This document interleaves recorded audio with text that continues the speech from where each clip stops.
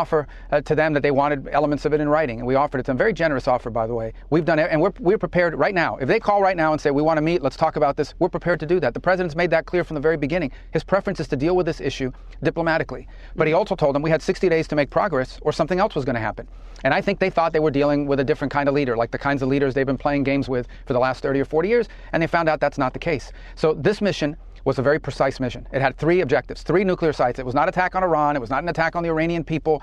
This wasn't a regime change move. This was designed to degrade and or destroy 3 nuclear sites related to their nuclear weaponization ambitions, and that was delivered on yesterday. What happens next will now depend on what Iran chooses to do next. If they choose the path of diplomacy, we're ready. We can do a deal that's good for them, the Iranian people, and good for the world. Yeah. If they choose another route, then there'll be consequences for that. Let me follow up on a phrase you just word, weaponization ambitions. Are you saying there that the United States did not see intelligence that the Supreme Leader had ordered weaponization?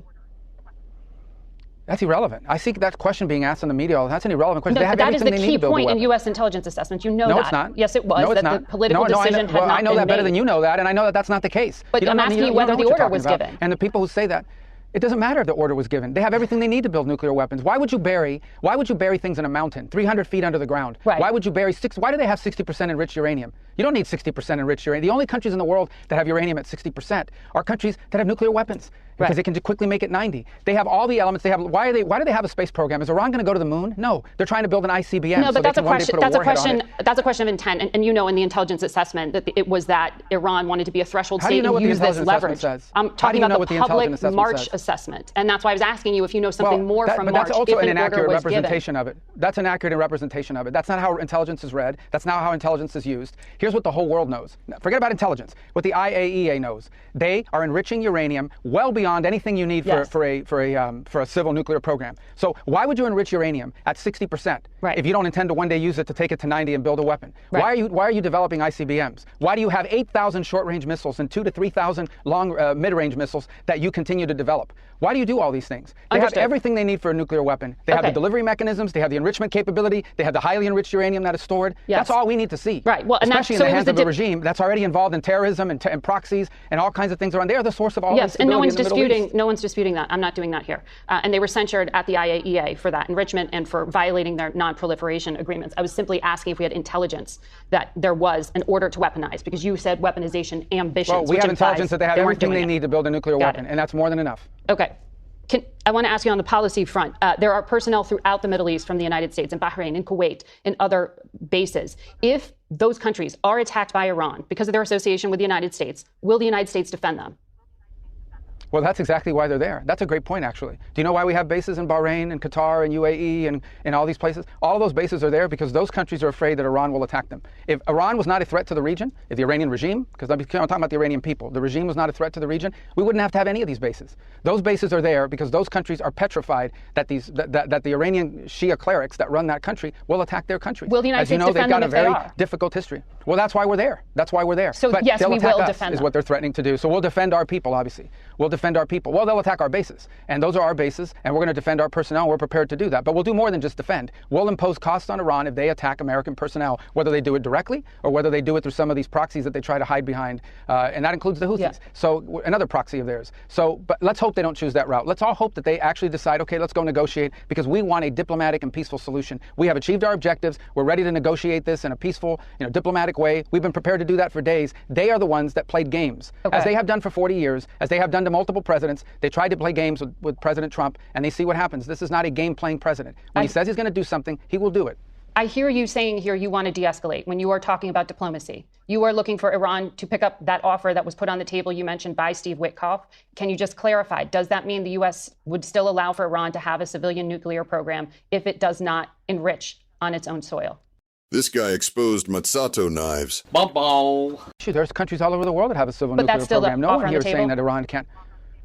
Sure, that's always been there. Any country in the world has a right to have a civil nuclear program. What they don't have a right to do is to enrich it at 60%, hide it under a mountain, and develop long-range and short-range and mid-range missiles and sponsor terrorist proxies all over the world. They don't have a right to do that. And that's what they've been doing. And no one's dealt with it. And it's continued to linger. And they've played games with multiple presidents and multiple countries around the world, and they've gotten away with it for 40-something years. This is very simple. The president wants to resolve this diplomatically and peacefully. He gave them a chance to do that. They delayed. They had all these kind of delay tactics. They wouldn't even meet with us directly. We had to go through third countries. This is very simple. Let's meet directly. Let's work on agreements that are good for Iran, good for the Iranian people in particular, good for the safety and security of the world and the United States. That's always been our preference. That continues to be our preference. But they're the ones that were playing games with us. And these are the consequences. We had to achieve those objectives. We had 3 objectives yesterday: Fordow, Natanz, and Esfahan. We conducted a brilliant military operation under the command of President Trump, and obviously great credit to Secretary Hegseth and General Kurilla and General Kane and all the airmen and phenomenal people in the U.S. military. No other military in the world could have done this. No, We've achieved those objectives. What happens next is up to the regime. Just 1 second. We have other targets that we could hit, but we achieved our objective. The primary targets we were interested in are the ones that were struck tonight in devastating fashion. The ones that were struck, I guess, tonight over their time, in devastating fashion, and we've achieved that objective. There are no planned military operations right now against Iran unless they mess around and they attack American or American interests. Then they're going to have a problem. And I'm not going to broadcast what those problems are, but suffice it to say, know this: the United States flew halfway around the world, right into the heart of Iran, over their most sensitive locations. These things got rocked, and then we left, and we were out of their airspace. We were over the ocean before they figured out what had happened. And there are plenty of other targets. We don't want to do that. That's not our preference. We want peace deals with them, and that's up to them to decide. You said you possibly but the trust deficit started with Iran. I know. Well, the trust deficit, the ones that shouldn't be trusted are the Iranians, because they're the ones that sponsor terrorism. Did they forewarn us before they blew up the embassy in Lebanon and killed over 200 American servicemen? Did they forewarn us before they built IEDs and blew the legs and arms off of American servicemen in Iraq? I mean, these are the people that are doing this forever. They're the ones that no one should trust. They're the ones that have lied about their nuclear program. They're the ones that have hidden things from the international organisms. But that sounds like we're headed towards regime change, where the desire to get these people out of power. No. Are you? No. A serious foreign policy is one that's focused on identifying what our national interest is. You don't have to like the regime. There are a lot of regimes around the world that we don't like, okay? But in this particular case, what we are focused on is not the changing of the regime. Okay, that's up to the Iranian people if they want to do that, but that's not what we're focused on. Our national interest is about one thing, and that is Iran not getting anywhere near the capability to weaponize and have nuclear weapons. They're not going to get anywhere near that capability. The president has made that clear from day one.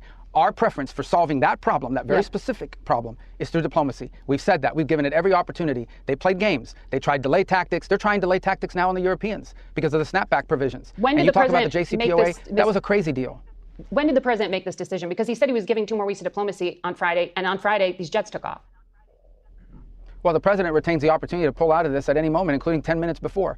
But the president ordered options. Look, the decision, in my view, was made when he wrote a letter to the supreme leader, and he said, over the next 60 days, we want to do a deal with you and solve this problem of nuclear weaponization. We want to do it peacefully. Okay. If after 60 days we don't see progress or it isn't solved, we have other alternatives. Right. He made that very clear. I think what some people are struggling with here is that we today have a president who does what he says he's going to do, and that's what happened here. And